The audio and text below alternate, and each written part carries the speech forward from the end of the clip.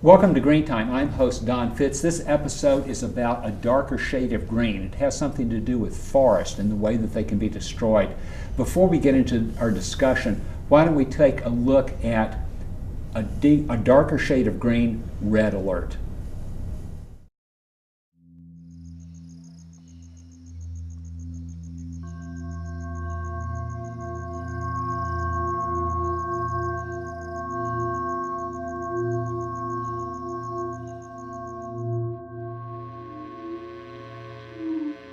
Welcome to the new normal. By burning high-carbon fossil fuels and by clearing vast areas of forested land for agriculture, agribusiness, and industry, we have dramatically increased the amount of carbon dioxide in the Earth's atmosphere. Temperatures are rising. Severe storms and droughts are increasing. Glaciers are melting. Plants and animals are being forced from their habitats. People, too, are being displaced. We call it the climate crisis, and we understand its primary cause.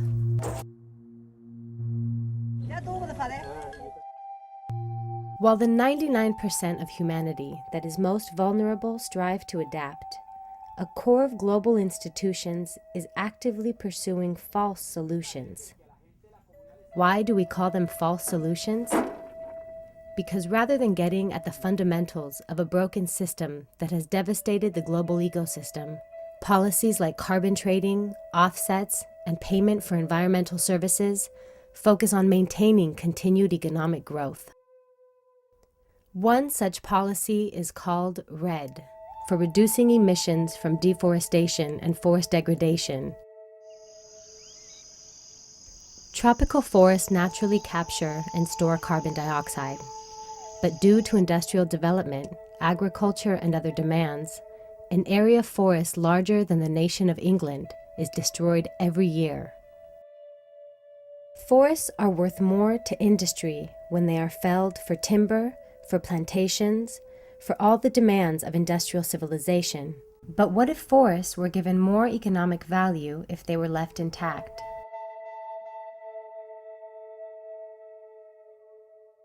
REDD claims to do just that, to pay developing countries to keep their forests standing.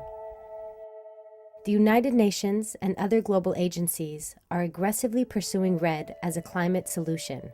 But REDD appears to be more about making money than about protecting forests or saving the climate.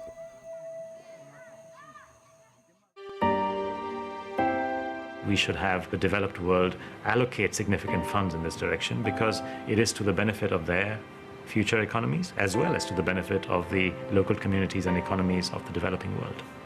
In fact, studies have been done which estimate that the value of ecosystem goods and services from the 100,000 odd protected areas on Earth are something of the order of $4.5 to $5 trillion per annum. That's $4.5 to $5 million per annum. That's a huge amount of the economy.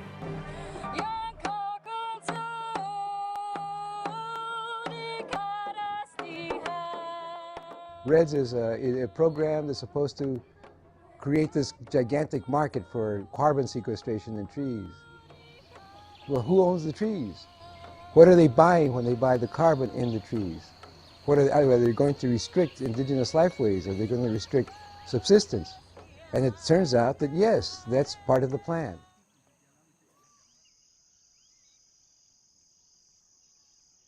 It's going to hand over forest communities and forests to the highest bidder.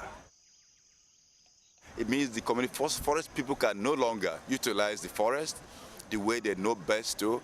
They can't live off the forest, they can't farm in the forest, they can't hunt in the forest, they can't get their medicines from the forest. They'll be completely cut off. The carbon market, in its essence, in its nutshell, is a system designed to allow industries in the north that pollute to continue polluting by either trading their emissions with someone else who's reduced theirs or theoretically reduced theirs, or in the case of tree plantations or forests, say that the carbon being stored in those trees can be used to offset pollution in the north. Welcome back to Green Time. I'm host Don Fitz. We just saw a few minutes of a darker shade of green, red alert. With me, I have a great guest who I only get to see every few months or years, Jim Scheff. Jim, what group are you with today? Kentucky Heartwood? I'm with Kentucky Heartwood, yes. And what group were you with in Missouri? Missouri Forest Alliance and Missouri Heartwood before that. Well, it's really great to have you back on the show. You were here before you took off from St. Louis to go live in the forest in Kentucky.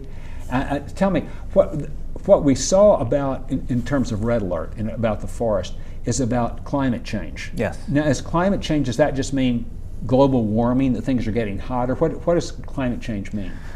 Well, it's often referred to as global warming because the global average temperatures are increasing, but at the local scale, the effect is really a destabilizing of the climate. So it means some places and sometimes hotter temperatures, sometimes colder, sometimes drier, sometimes wetter, but all in all more erratic temperatures. Well, certainly in St. Louis in a couple of summers, we've seen a lot hotter temperatures, but are there places where it's actually getting colder?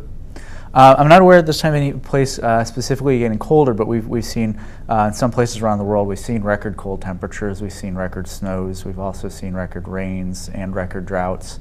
There's been a lot of records.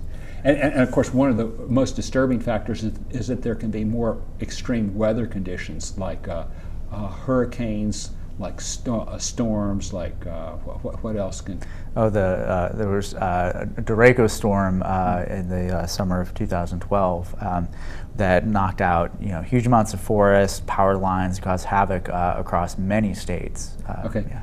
Now, we know that this climate change is happening. What does that have to do with forest, and how does carbon fit into the whole concept of climate change and forest? Right. Well, climate change is being caused by an increase of carbon in the atmosphere, called the greenhouse effect. It helps trap the sun's heat. So the heat comes into the globe, into the world, and it stays there and doesn't escape. Right, exactly. It holds more of that heat in, so the average temperatures increase. Now, carbon is, plants essentially breathe in carbon. They take in carbon from the atmosphere, and they use sunlight to do that, and then they turn that carbon into the bodies of those plants, and they hold it there. Over time, some of that goes back into the atmosphere and some of it goes back into soils. Forests, they help to pull a lot of that carbon out of the atmosphere and help mitigate some of the global warming and climate change effects. At the same time, when forests are heavily logged, cleared, or otherwise disturbed, they end up releasing carbon into the atmosphere as well. So a forest can either hold carbon or it can release carbon. What are the terms that are used for that? Well, when a forest takes in that carbon, it's a sink. It becomes a carbon sink. That means it's holding in the carbon. It brings it in. And that's what the forest normally does, and that's why we need to have millions of acres of forest around the globe. Another term for that is carbon sequestration. Sequestration or sink, carbon. Right. Okay. And that's what a healthy forest ecosystem normally does. But when there's a forest die-off or a forest is heavily logged, then things turn over the other way, where it becomes a carbon source and releases a lot of that carbon back into the atmosphere. Now, does that becoming a carbon source, does that just have to do with the trees, or does that have to do with other plants or anything else which is happening besides just the trees themselves? It has to do with the whole forest. When trees are cut, parts of the trees that decompose, that contributes to releasing that carbon dioxide into the atmosphere, but disturbance to the soil is also extremely important in turning that forest into a source. Okay, well, what does soil have to do with it? Is soil anything more than just some sort of inert particles of rock? Is there anything in the soil that... Well, soil is very much alive, and it's a part of the ecosystem. So in a forest, soil includes multiple layers that have tree roots, various plant roots, fungi, animals, insects, bacteria, and also a lot of carbon compounds that have leached into the soil from decomposing material. And so you end up having a rich matrix, a mix of all sorts of different components, and a healthy soil can be very carbon rich. Okay, so that healthy soil has all of these different organisms, some of which, if we dug it up and spread the soil out, we could see. They would crawl around, and others of which would be so tiny we can't see.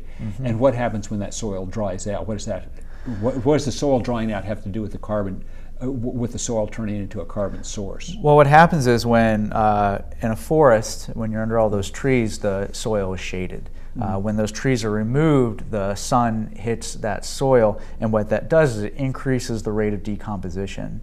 And so the organic parts of that soil decompose much more rapidly, and that decomposition is what causes the carbon dioxide to go into the atmosphere. Okay, so basically if we have a lot of climate change, especially the heating part, when the soil dries out, we're going to have more carbon going into the atmosphere. Right, and as well, the other thing that can also increase the carbon going into the atmosphere is disturbance of the soil, so plowing, ripping the soil apart. What that does is it exposes deeper layers of the soil where carbon is relatively stable, and it exposes that to the atmosphere and increases decomposition and other chemical effects deeper down that allows that carbon that's otherwise fairly stable to go out into the atmosphere. Now, one of the things that we saw a lot in the movie, and we're going to see in the next segment, is a lot of Aboriginal people in Mexico, and it's in the region of Chiapas, but it's also true in a lot of Latin American areas throughout South America as well as Central America,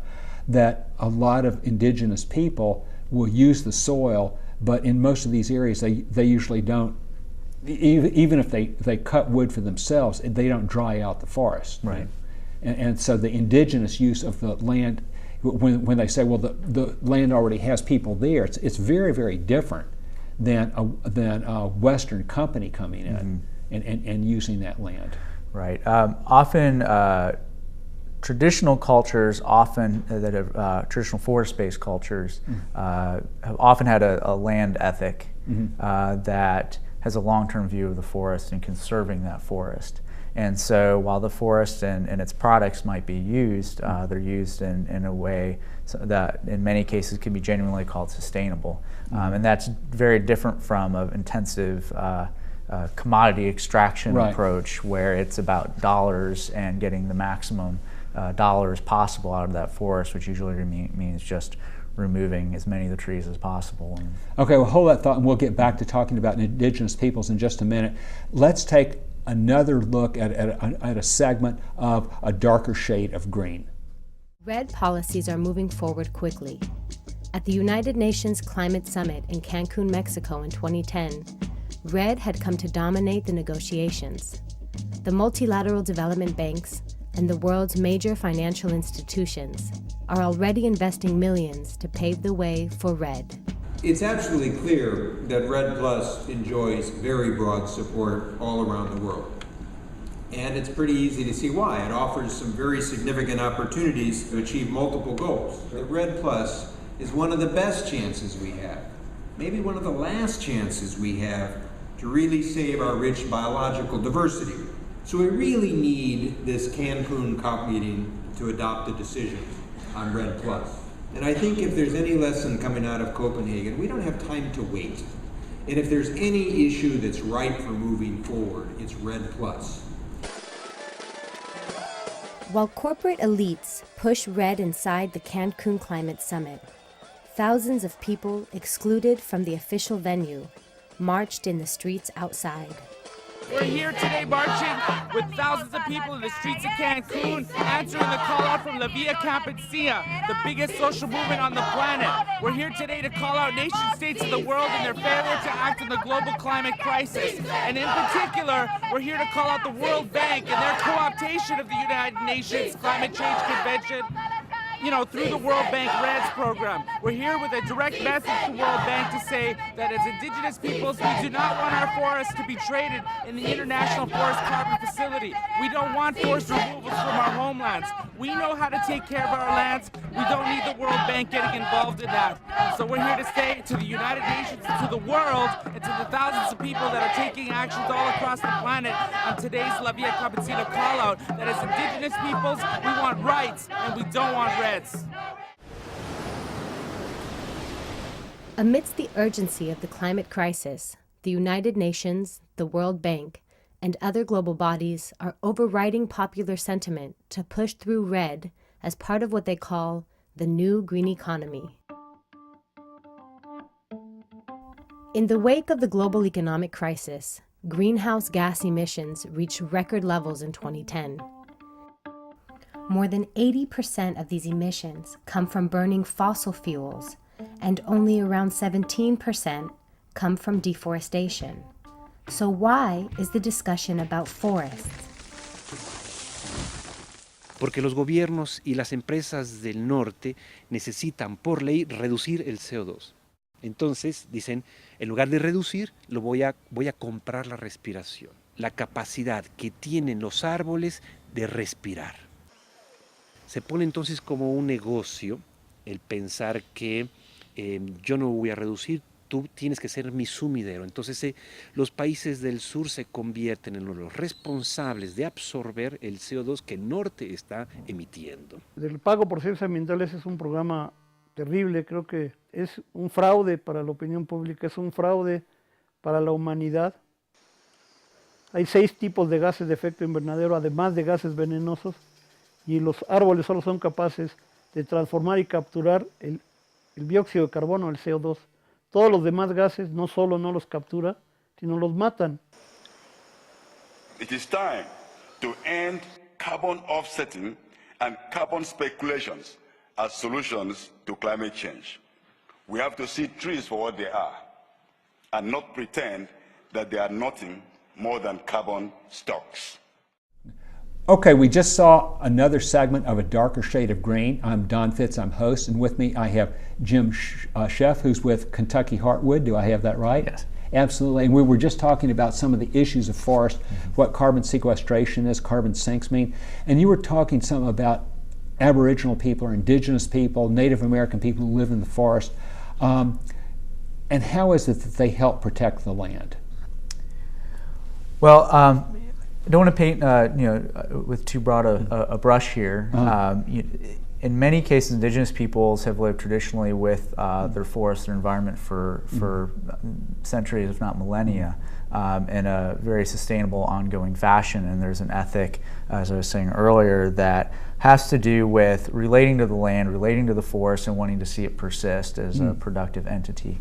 But there's also cases where the opposite is true. Yeah, I mean, I've certainly read some exceptions in anthropology of a culture that would have to move because they even before Western powers got there, they overused the forest. Right, and then there's a case where in modern times where, for example, there's a recent case where the federal government is seeking to settle some treaty issues with a Native Alaskan corporation in Alaska. Rather than having reservations, they have Native corporations. And by giving an enormous piece of old-growth forest in the Tongass National Forest to the Sealaska Corporation, which intends then to clear-cut that old-growth forest, and that's in order to settle treaty rights. Okay, so in general, we can see that most Aboriginal groups around the world, whether they're Native Americans here or people in Africa or Asia, most take care of the forest where they live, but there's certainly exceptions, especially when they're people who are corrupted by the big businesses and want to take the big business ethic and turn it and incorporate it into their tribe. Exactly, it's about whether or not the forest is to be used to help subsist and the culture to persist versus as the forest just to make money. Okay. But of course, probably the biggest potential destructiveness to the forest is what people call REDD, R-E-D-D, and they mention this in the DVD. And I could, if I look down at my notes, I could remember what it means. But tell us what REDD stands for. REDD stands for Reducing Emissions from Deforestation and Forest Degradation. On the surface of things, it sounds like a great idea. The overall concept is to assign a dollar value to the carbon sequestration that a forest is doing, and to have countries or industries that have a high carbon footprint that are emitting a lot of carbon pollution to pay to have those forests conserved. So rather than seeing those forests logged or converted to something else. that those forests would then be able to persist as forests and continue to be a sponge to soak up that carbon dioxide. So you'd pay the indigenous group to not log the forest? Well, not necessarily the indigenous group, and that's one of the problems. Sometimes it's paying a country or paying a company, and often the indigenous people that live in that forest or rely on the forest don't have rights to that forest, and so they might not see a dime, but lose access to that forest. How would they lose access to the forest? Through laws and enforcement by a government saying that you're no longer allowed to use this forest.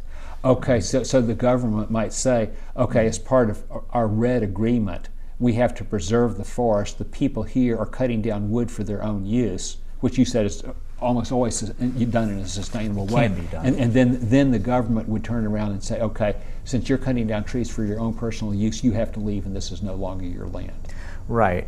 The flip side, though, as I said, REDD on the surface sounds like a good idea, but the problems come in the details. One example is enforcement. So, for example, indigenous people that may have traditionally used a forest might be kicked out, but at the same time, in a lot of countries that might be receiving money to keep these forests standing, for illegal logging, for example, is a horrible problem.